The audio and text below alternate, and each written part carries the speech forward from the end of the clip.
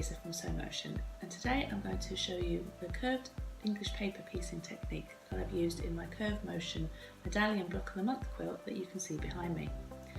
In this series of tutorials I'm going to show you how to make this lovely cushion cover. I'm going to show you how to fussy cut the shapes. As you can see here, I fussy cut the roses in the clamshells, and then I'm going to show you how to glue baste them using the Sewline glue pen and the papers, and then we're going to piece them together using a flat back stitch or a flat whip stitch, whichever way you'd like to call it, and then I'm going to show you how to applique the flower onto the background fabric, and then finally how to quilt with the big stitches using embroidery thread. So let's get started.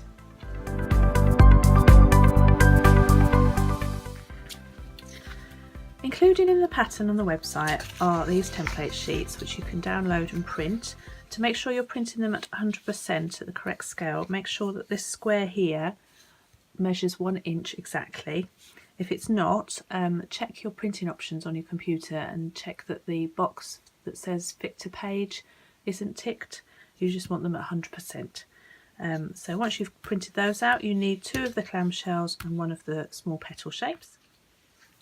If you've decided to fussy cut your shapes as I did with the roses, you're going to need to make a couple of templates out of template plastic. So before you cut out your paper shapes, trace 1 each of the shapes onto this template plastic, leaving enough room around each one to add a 1/4 inch seam allowance, which I'll show you how to do now.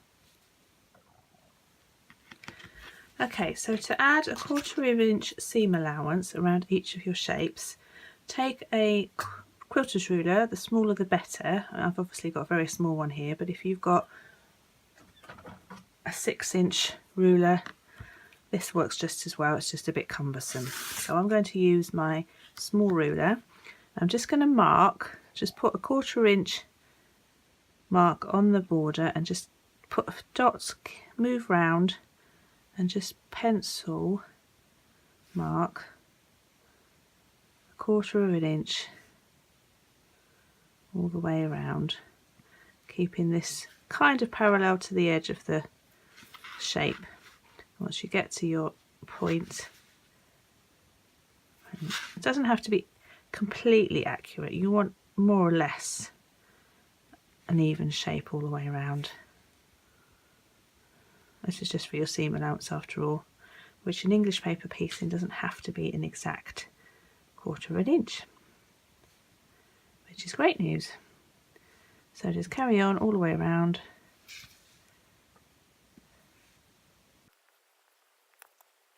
Okay, so when you've come to the end, so then we're going to join the dots up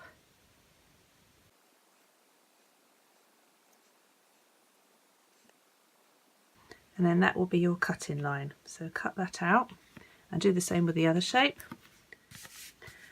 So once you've cut out your templates, take a black marker pen and just reinforce that line around there, the first template line, and that will help you position your pieces on top of your fabric. Right, so as you can see with my cushion, I fussy cut these clamshells, so I had a rose in the centre of each one. Actually, these aren't all identical, every other is identical. You can tell by the branches that are across the top, these are slightly different. That's because the pattern repeat on the fat quarter meant I can only get 4 identicals templates, shapes out of in each pattern, which is fine because they more or less look the same, and a little difference is quite nice. So let's show you how to fussy cut your shapes. Here's my fat quarter of fabric. I'm going to choose a motif and make sure that I've got at least 4 that I can cut out of the fat quarter. So here's the first, and then there's 1, 2, 3, 4 that I've got enough space to cut round. So put your template on top of your motif, and to make sure that they're identical every time, you're going to draw a registration mark on the template plastic.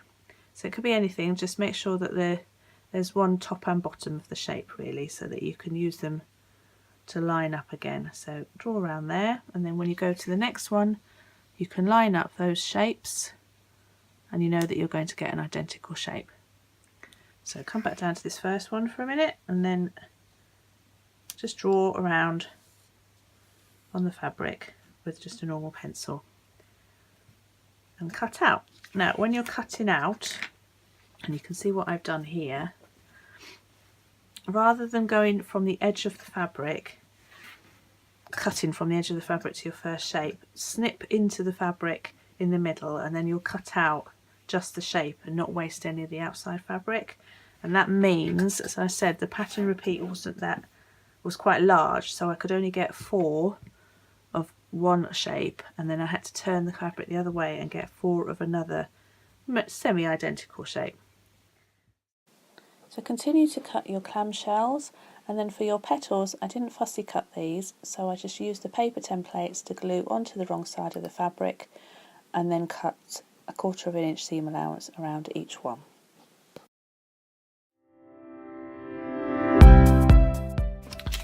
So first, dab some glue on the back side of your paper and centre that down onto your fabric and just give it a rub. This is to hold your paper in place while you snip your concave edges. So we're going to snip just 4 or 5 snips, just a couple of threads width away from the edge of the paper, so not right up to the paper. Like so. Okay, then take your glue pen and run a thin line of glue on the paper and gently fold your fabric down onto the paper. You see you haven't cut right up to the paper, so you've got a bit of extra fabric there, which helps the fabric curl down nicely. So do that side and then do the same with the other side. You don't need too much glue, just press it down for a second or two and it will take a nice firm hold. You also don't want too much glue because you want to get these papers out. So that's your 2 edges, and then finally your little end, and then just gently curl.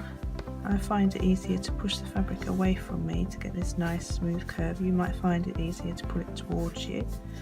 Just try and see which one works best for you. So in tiny increments, so you get this nice curve with no pointy bits.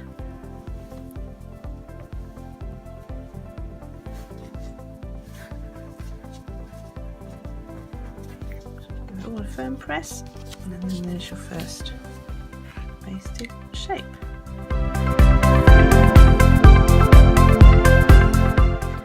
As I'm not fussy cutting my petal shapes, I can just stick them down onto the wrong side of the fabric, like so. Stick a few down at once, and then cut an approximate 1/4 inch of seam allowance around each one.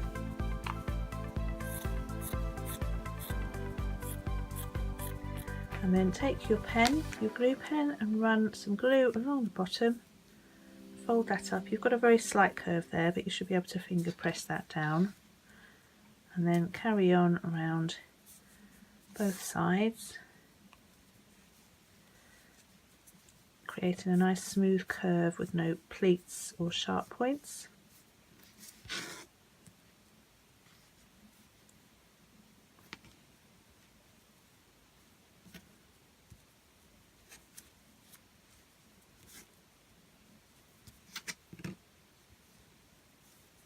There you go.